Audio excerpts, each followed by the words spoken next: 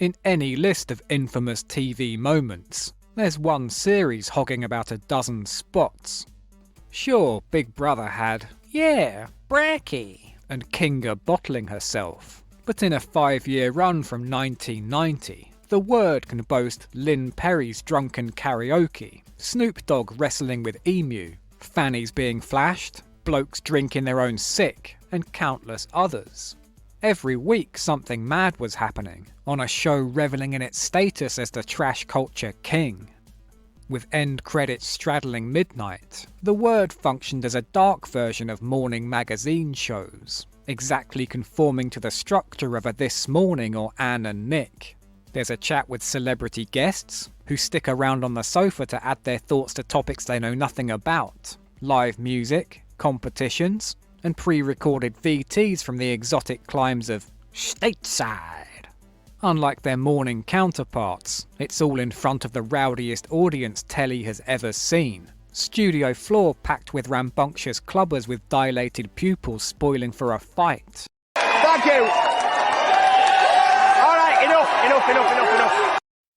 Each scattershot hour perfectly captures a moment in time, and I'll be picking through half a dozen of them. That is disgusting! They had a few title sequences over the years, one with Max Beasley playing bongos, and another where a woman fillets a 3-foot salami, plus an actual bare tit being sucked on. Still, impressive they got Dr. Claw off Inspector Gadget to do the voiceover. The Word. Oh no, alright, stop it! With The Word regularly maligned in the press, Terry Christian held the role of a Jeremy Beadle-style national irritant, and his ability to chew my fucking chocolate has held up remarkably well 30 years on. As long as a woman had curves, I had all the angles, most of them pretty obtuse. The meat of the show was the celebrity guests, a mix of American stars and British light entertainers. Here's Henry Rollins mouthing off about U2. No, I just think they're just one of the examples of how music has been made into a travesty over the years. Imagine an audience today being pissed off at someone dissing Bono. And if you said, "You're the greatest," there's a few nods of agreement though in the audience then when you said that. But I think they're giving you a bit more problems than me. I think they are. There's an atmosphere of bloody yank coming over here and criticising our bands, and even a sort of compliment backfires. People in England, they got sold because those towns are hard, man. Like you walk I never thought of Preston though as like a particular kind of northwest getaway. There's Terry let out a little fear fart here. You're very intense as a performer. Is that kind of just part of your personality? It's just the way I am. Because, you know, I like your tattoo. I know I've got form, but I didn't dub this one. Spread the word. There's a touch of the Roman Colosseum about it all. Interviews often at cross purposes. Terry's not arsed style winding up the guests. And everything under constant heckling. And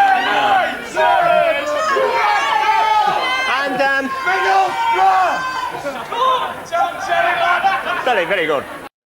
There's a particularly weird one with Brookside's Paul Usher and Brian Regan, immediately off on a bad note when Paul thinks Terry's called him by his character's name. Does he actually ever get his comeuppance in Brookside? Barry? Well, I don't know. Barry keeps getting nastier and nastier, doesn't he, in the show? Outside of the show? No, in fact, it's caused me less problems. Why is that? Just that, I don't know, really. Place I got a phone call. Noisy in here, isn't it? Yeah. He's not wrong. It's like holding a conversation in a riot, and always feels we're one wrong word from punches being thrown. Really funny. Now that we've managed to quieten them down a little bit. Now that we've managed to quieten them down a little bit. Is that a joke, Teddy? Hey? Is that a joke? Oh, I see. A bit of Scouse humour sneaking in there. Talking of punches, Bruno's in. You know, a ducking and diver, but it's nice for me to duck and dive up and down the country. I'm just a ducker and diver, you know. Big talk is about him facing Tyson, who's, at time of airing, in prison. Do you think Tyson's innocent, then? Any girl that goes in your room Yeah. Any girl that goes in your room at past 12 o'clock at night time ain't looking to play chess. Then there's an interview with Aaliyah, held under the condition they don't bring up her marriage to R. Kelly. Allegedly 15, I should say. 15, that's a fit 15 as well. She shapes up pretty good. Okay. Harry, did you hear what the man said? Perhaps the word's closest cousin isn't the chat show, but the Mondo exploitation film, interview sandwiched between scenes of, look at what this weirdo did, in America. These episodes are pretty light on the Eurotrash style stuff, but they do lead a llama into a confused elderly couple's home. What's your name, man? I'm Mrs. Golden. He's come on, say he kisses you. Come on, look at that. See, you want to give Mrs. Culinary a kiss? Give him. Wait. Oh, okay, nice. Thank you. While Danny's in Florida with spring breakers where some jock gobs on the floor. Brent, what is spring break? A lot of drinking, a lot of girls, and a lot more drinking. And Katie meets with the Barbie twins, who honestly seem like a hoot. What would you give your man on Valentine's Day? Something that he'll remember that has Deodorant. Right. What do you say to people who call you bimbos? Absolutely. The lead singer of Riot Girl band Huggy Bear did not enjoy the segment, however. Spread the word. So there's me. Where you think all fucking women are shit? Ooh! Charlie, so did you, I think somebody's out to make a name for himself. Jackie Stallone dishes the dirt and Rolf Harris loses his rag. Come over here, mate. The chaos continues through the rest of the show, cutting into the other segments. They've been taken out! That's what they're getting up to! Fucking taken out of here! To speak in their fucking mind, right? If these garbagey bands don't want to come on the show, don't come on and we respect your opinion. And yet another advert for brown sugary fizzy water. More than just yelling, "Terry, you wank stain!" The audience can participate in other ways. One segment commits acts of revenge on behalf of viewers. This week a bloke with bum on his shirt. Wonder what sort of funny prank they'll pull. Hello! Mate, you gotta help me. My mate's just had an accident. Please help me. No, come off cold and Henry. Just help me. He's going, mate. He's going. Help me, please. Ah yeah, up there with whoopee cushions and plastic dog muck. The old, my mate's been stabbed and is dying. Look, what would you do? Pull it. We'll pull it out. No, come on. We've got to pull it. He's going. Move it. Mate, help me. Pull it out. What are we going to do? Andy, I'm sorry. Michael, hello. I'm Jasmine from The Word. And this has just been a big joke. Results. For another prank, Alan Connor's out and about. He went on to write the questions for Only Connect, but even away from the studio, he's not safe from the Word audience. It's a very lot of big expensive equipment like satellite dish, now, if, like me, you make a point of tuning in to see Noel's house party, you'll be au fait with the concept of NTV. More than most, pal. The gag here is a couple have been staying in a house as childminders, where the Word was secretly filming with hidden cameras, leaving mucky videos for them to find. Let's have a look at what they got up to, with the two children of the house sat right there. And the Kama Sutra. Well, I know which I'd watch, but let's see which one you watched. Take a butcher's at this. What's in the shadow in front of the camera? How can you do it? How can you get into it? Well, I didn't learn anything from that. That's nothing from what I don't do already. That's a bit tame. Hold on. And got down to what, babysitting couples love to do the most. Take a gander at this. They don't show it going in and out, but they do appear to be naked as he bites her bum. But amid all this, live performances by some of the world's best bands. Joe Wiley was music booker for a time, giving Nirvana their first TV appearance, and betwixt interviews with, say, Stephen Dorff and Christopher Biggins, some group would be blowing the blummin' roof off. The Word. Like the Big Breakfast, ad breaks are topped and tailed by fun little quizzes, sometimes voiced by Fenella Fielding. According to Us magazine, who came second to Madonna for sleeping with the most amount of men in 1992? The answer is Drew Barrymore.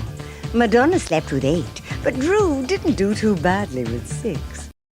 In one episode, we get a cameo from an old pal. Rod Stewart, Julio Iglesias, Luciano Pavarotti, Eddie Large. Me trying to pick up followers on politics Twitter. I mean, some of those MPs come across like a bunch of L7s. Squaresville, baby. On February 29th of a leap year show, there's a surprise for some lucky fella. Your boyfriend, it's gone midnight, February the 29th, Amanda. Richard Ellis, with this ring, will you marry me and be engaged? What can I say, huh? Enthusiastic, weren't he? Shockingly, he dumped her right after, so she returns in a later episode. What went wrong? Just couldn't handle me. Given a second chance, there's a contest for a bloke to jet off on a romantic weekend to Paris with her. And imagine you shook your phone and all the lads off the dating apps just fell out.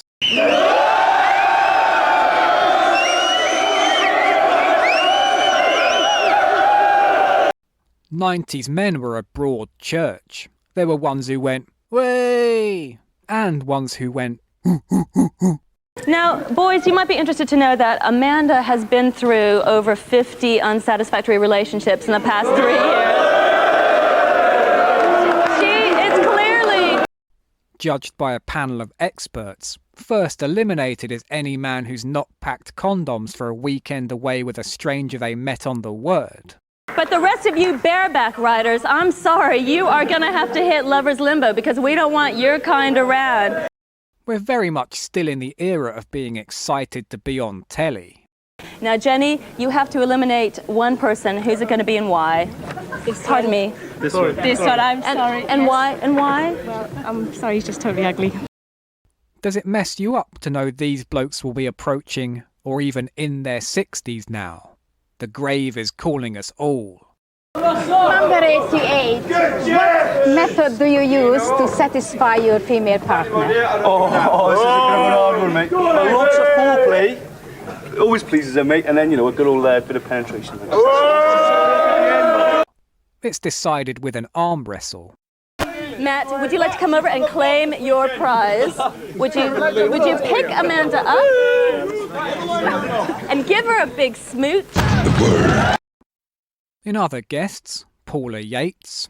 And stop pushing me leg with that, because I. What advice would I? Yeah. Brandon Lee, in the most unnaturally casual sitting position ever seen on a pool table. Bob Holness. Can I urinate out of my willy, please, Bob? Mark Almond, talking about those rumours. Sounded great to me, I really wish I'd been there. I bet you do, you dirty old bollocks. I bet you fucking do. The Word.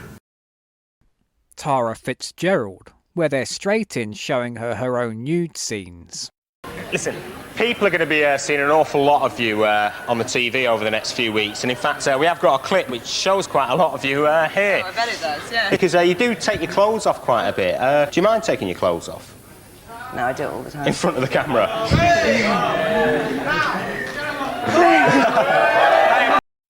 When binging a lot of episodes, you do pick up on somewhat of a running theme to the interviews. Yeah, I mean, you did the spread for Penthouse, and you said that was kind of the last thing that you'd do, really, the last time you'd take your kit off. I mean, you've never actually gone all the way, have you, though?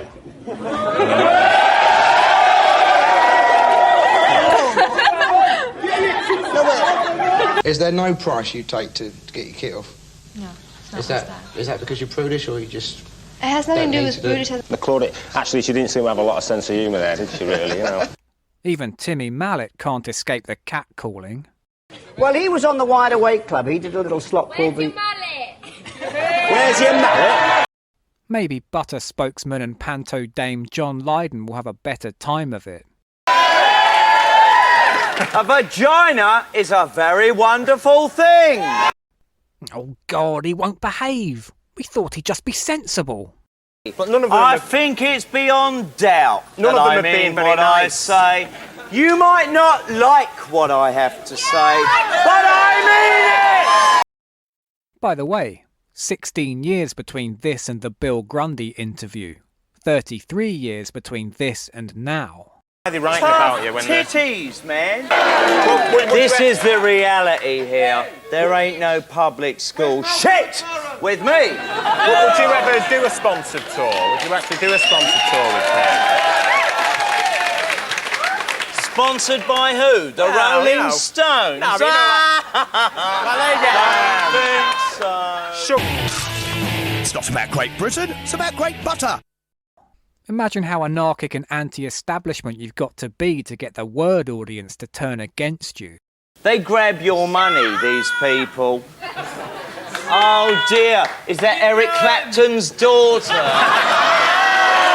She'll get sorted out. Meanwhile, somebody who's well and truly sorted out, going Those for are audience sad tits, ratings, baby. grabbing TV. As rotten as most of it is, I can't hate the Word. Not with a photo of Dear Larry on the table, having died the previous week, and scanning the end credits will reveal some familiar names. It shares a creator with The Big Breakfast. Paul Ross worked as editor and executive producer, while floor manager Tristram Shapiro went on to do loads of stuff.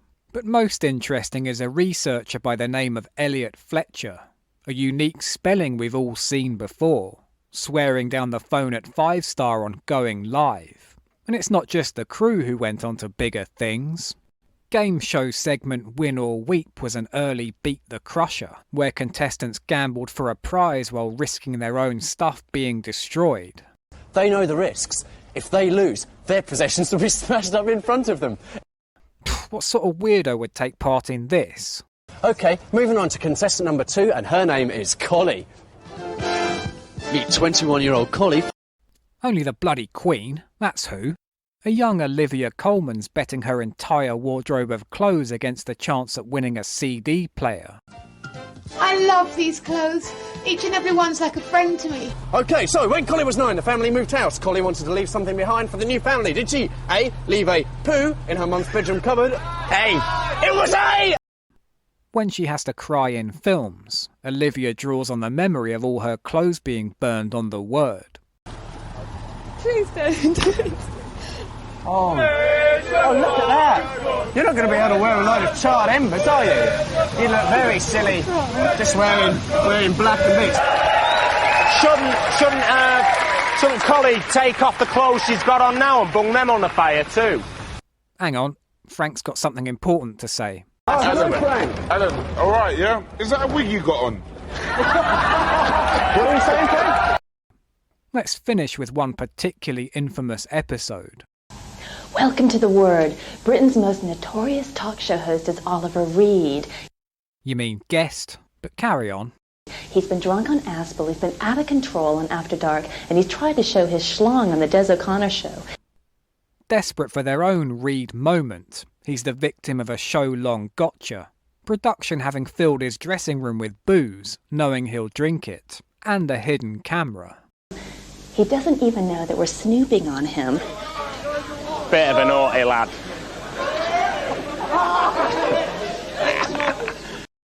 A memorable hour. It's also when Danita Sparks got her arse and growler all the way out. Hey, it's going to be one of those shows, isn't it? What a sentence this is. Bill Hicks forced to watch hidden camera footage of Oliver Reed, but he gets so bored he just starts doing his own routine. You know, they wear crosses around their necks. You think when Jesus comes back, he wants to see a cross, you know? I mean, Jesus. Do garlic bread. The old stooge in a celebrity hidden camera prank really is a category of acting all to itself. Hello, Mr. Reed. Hello there. Larry Farquhar. I'm the assistant producer. Then the sound man comes in to mic him up, and Reedy's quaffed all the drink they planted. Lofty, do you want to pop over here? There's Mr. Reed. Hello, Mr. Reed. That's it. It's quite something. I think you better just Sorry, Mr. Reed. When they send in a fan who wants to meet him, Reed's not having it. Excuse me, I think it's Scunson's joke. I am a little bit of a joke. I think it's Scunson. Look at this. Here we go. I can't wait to see our Ollie, and I've been looking forward to meeting him for quite a long time now. And Yeah, I like to publicly humiliate my heroes before meeting them too. There it is, there you go. One of Britain's greatest living character actors, Mr. Oliver Reed. Welcome to the show. Keep your eyes to the wall. Keep the horses to the wall. But even very drunk indeed, he quite handily beats them at their own game. Put your hand at me, boy. When you went to a private school during the war, it was a school whose father was not dead, or he was full of counsel. To quote Silicon Valley, Terry, you brought piss to a shit fight. We actually wanted to show you this, right?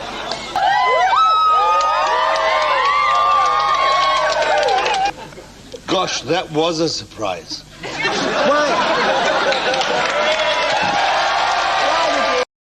Contrived as it was, they get their Oliver Reed moment, and we end with him performing Wild Thing with Ned's atomic dustbin. No,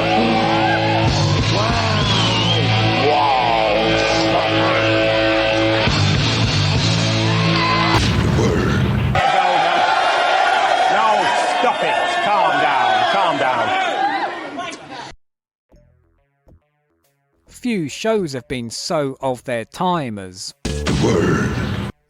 And back then, yeah, perfectly normal. But in 2025, I feel I've suffered far worse than any of the hopefuls who gobbled old men's feet or drank dog spunk to get on the show, just by watching it. Its chaotic and sleazy reputation is deserved, yet in hindsight feels too try-hard, like a teenage edgelord peeling off his jacket at Sunday lunch to reveal a shirt with fuck written on it. Thankfully those days are behind us. We're in the golden age of television now, with weighty, important one-shot dramas and... The voice of the privileged talking. Listen. On second thoughts, they should definitely bring it back. Not. I thought that was quite a laugh, really.